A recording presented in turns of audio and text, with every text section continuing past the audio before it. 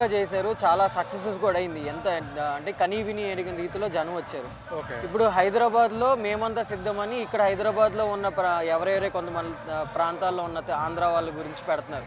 మొన్న మియాపూర్‌లో పెట్టారు. ఇప్పుడు హైదరాబాద్ ఇక్కడ దగ్గరలో వీళ్ళ కుకట్పల్లి నియోజకవర్గం వాళ్ళకి ఇక్కడ పెట్టారు. సో దీని మీద మీరు ఏమనుకుంటున్నారు? ఎట్లా అంటే ఇది సిద్ధం కరెక్టేనా లేకపోతే ఇలా పెట్టడం? సిద్ధం సభ అనేది దేనికోసం అంటే ఇప్పుడు అభివృద్ధి అనేది అన్ని సంక్షేమ పథకాలతో చేస్తున్నారు. ఓకే. దీంట్లో అందరూ పాలు పంచుకోవాలి. ఎక్కడైనా సెటిలర్స్ ఉన్నా హైదరాబాద్ కానీ నాన్ లోకల్ కానీ ఎక్కడైనా అభిమానులు ఉన్నారు, సెటిలర్స్ ఉన్నారు, ఓటు హక్కులు ఉన్నారు, అందరూ పార్టిసిపేట్ చేసేవాళ్ళు ఉన్నారు అభివృద్ధిలో. అందరికీ అన్ని విధాల ఉండాలన్న ఉద్దేశంతో ఇక్కడ కూడా సిద్ధం సభ నిర్వహించడం జరిగింది. ఇక్కడ రేపు జరగబోయే ఎలక్షన్లకి అన్నిటికీ సిద్ధం సభ ఏదైతే వేదికలు అయినాయో అన్నీ హిట్ అయిపోయినాయి. ఓకే, అన్నీ సక్సెస్. ఇప్పుడు వైనాట్ 175కి వైనాట్ 175 అనేది టార్గెట్ యాక్చువల్గా. దాని గురించి సిద్ధం సభలు అనేది పెట్టడం జరుగుతుంది, అంతేగాని వేరే ఉద్దేశం లేదు. ఇంకోటి ఏంటంటే అన్ని సంక్షేమ పథకాలు అందరికీ, పేదలకు కానీ అంబేద్కర్ కళలో ఏదైతే రాజ్యాంగం ప్రకారం ఉన్నదో దాని ప్రకారం అమలు చేయటమే జరుగుతుంది తప్ప వేరే విధంగా లేదు. యాక్చువల్లీ వైఎస్ఆర్సీపీ పార్టీ ఒక్కటే ఈ విధంగా ఫాలో అవుతుంది.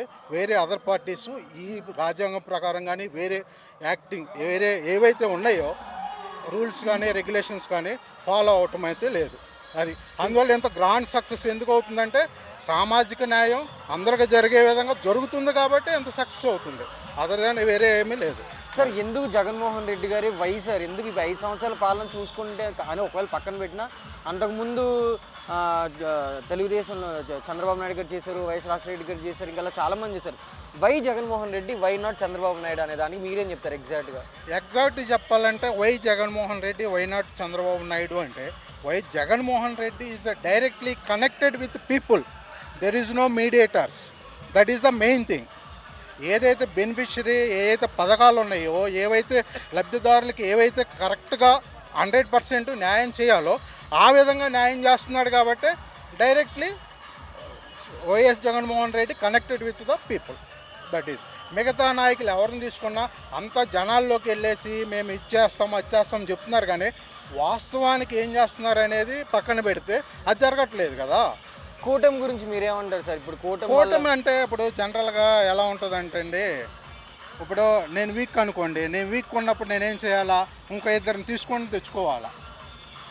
ఇప్పుడు నేను 100% సాటిస్ఫాక్టరీగా ఏమైనా పథకాలు కానీ ఏమైనా చేశాను అనుకోండి, నాకు ఎవరితో పని లేదు, ఆమె సింగిల్గానే వచ్చేస్తా, చూడండి బాబు నా అభివృద్ధి నేను మీకు ఇచ్చాను, డైరెక్ట్గా ఓటేయమని అడుగుతాను. అంటే ఇప్పుడు సెంట్రల్ గవర్నమెంట్ అది బీజేపీ వాళ్ళు కూడా అలయన్స్ అవడం వల్ల కొంచెం చాలా గట్టిపడింది ఈసారి జగన్మోహన్ రెడ్డి. ఏం లేదు, బీజేపీకి మీకు అక్కడ ఏముంది చెప్పండి. ఇప్పుడు ఏదో ఒక పేరుకి సెంట్రల్ గవర్నమెంట్లో ఉంది, తప్పు అనట్లేదు, కానీ రావాలి కాబట్టి వాళ్ళు కూడా వచ్చారు. ఇంక వేరే ఆల్టర్నేట్ లేదు. ఇప్పుడు వైఎస్ జగన్మోహన్ రెడ్డి ఎవరితో కలిసే పరిస్థితి లేదు కాబట్టి అల్టిమేట్గా ఎవరు ఉన్నారు, పక్కన కూటమి ఉంది కాబట్టి వాళ్ళతో కలిసారు, అంతే, వేరే ఇదేం లేదు కదా. అయితే ఈసారి మీ ఉద్దేశం ప్రకారంగా ఎన్ని సీట్లు వస్తాయి సార్? లాస్ట్ టైం 151 వచ్చినాయి, ఏమన్నా తగ్గుతుందా? ఖచ్చితంగా పెరుగుతుందా ఈసారి? ఇప్పుడు పెరుగుతుంది అనేది ఒక ఇది. ఇప్పుడు సిద్ధం సభలు చూసిన తర్వాత 175కి అటు ఇటు అయినా 100% వస్తుందనే నమ్మకంతోనే ప్రతి కార్యకర్త పనిచేస్తున్నారు. Please subscribe dot news.